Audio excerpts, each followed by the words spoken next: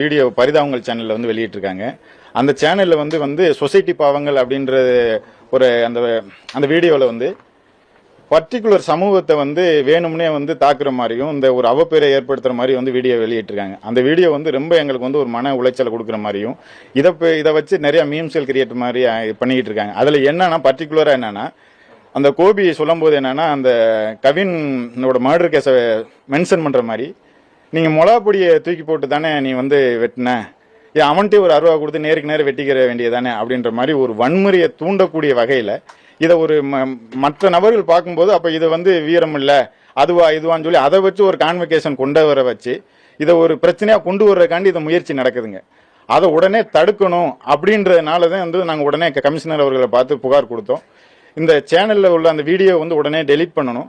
அந்த இந்த மாதிரி வந்து சமூக பிரச்சனைகளை வந்து எதையும் ஆராயாம வன்முறையை தூண்டக்கூடிய வகையில் செயல்படுற அந்த பரிதாபங்கள் சேனல் வந்து நிரந்தரமாக தடை பண்ணணும் அப்படின்ற கோரிக்கையோடு வந்து நாங்கள் புகார் கொடுத்துருக்கோம். இது வந்து சமூகத்துக்கு இடையே இது வந்து 2 குடும்பத்துக்கு இடையில நடந்த ஒரு காதல் பிரச்சனை. அவங்க கொடுக்கறது வாங்குறது வந்து அவங்களோட குடும்பத்தில் உள்ள பிரச்சனை, 2 தனிப்பட்ட நபர்களோட பிரச்சனை. அதை வந்து இது ஒரு சமூக பிரச்சனை மாதிரி சித்தரிக்கிறாங்க. 2 சமூகத்துக்கு இடையே வந்து ஜாதி பிரச்சனை மாதிரி. இதுக்கு முன்னாடி வரைக்கும் அவங்க யார் என்னன்னு யாருக்குமே தெரியாது. அவங்க லவ் பண்ணுறாங்க பண்ணலை அப்படின்றது அந்த 2 பேரோட தனிப்பட்ட விருப்பம். அந்த 2 பேரும் வந்து பொண்ணு கொடுக்கறது எடுக்கிறதுன்றது அவங்களோட விருப்பம். இது வந்து தனிப்பட்ட விஷயம்.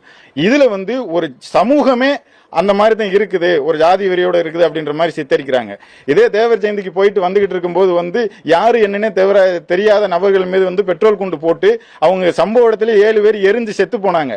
அதுக்கு வந்து இந்த சமூகத்தில் இருக்க இப்ப சமுதாயத்தில் வந்து நியாயம் பேசுற யாருமே கருத்தோ அதுக்கு ஒரு நிவாரணமோ எதுவுமே கிடைக்கல, தீர்வு கிடைக்கல. இப்போ வரைக்கும் அந்த வழக்கு முடிக்கப்படலை. அந்த வழக்கு வந்து 2012 நடந்தது வந்து இப்போ வரைக்கும் வழக்கு முடிக்கப்படலை. அதுக்கான ஒரு நீதிமன்ற தீர்வோ எதுவுமே கிடைக்கல. இப்போ வரைக்கும் போய்கிட்டே வழக்கு இது நடந்துகிட்டே இருக்கே தவிர அதுக்கு ஒரு தீர்வோ அதில் பாதிக்கப்பட்ட நபர்களுக்கு எந்த விதமான ஒரு பிரதிபலனோ எதுவுமே கிடைக்கல.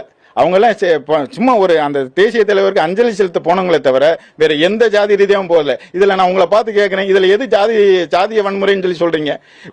ஒரு தலைவருக்கு தேசிய தலைவருக்கு அஞ்சலி செலுத்திட்டு வந்தவங்க மேலே பெட்ரோல் கொண்டு போட்டு எரிச்சது ஜாதிய இதவா, இல்லை 2 தனிப்பட்ட நபர்களுக்கு ஏற்பட்ட பிரச்சனையில் நடந்த கொலை வந்து ஜாதிய கொலையா? மக்கள் மத்தியிலே இந்த கேள்வியை நான் கேட்குறேன், நீங்களே சொல்லுங்க.